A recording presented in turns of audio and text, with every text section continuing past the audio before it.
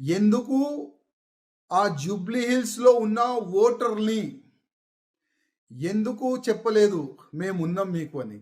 మా బీజేపీకి ఓటేయండి. మాకు ఇవాళ గెలిపియండి. మాకు గెలిపిస్తే నెక్స్ట్ బీజేపీ గవర్నమెంట్ వస్తది. ప్రతిసారి చెప్తారు కదా అక్కడిక్కడ.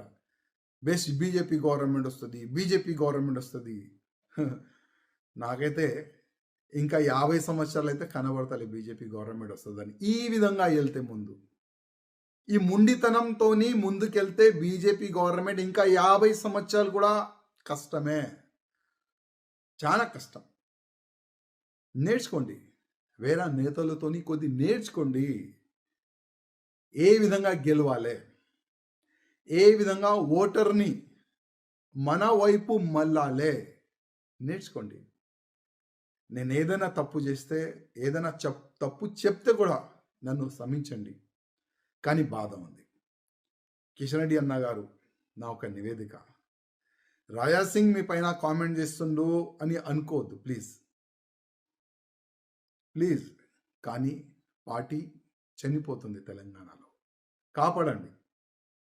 పార్టీని కాపాడండి.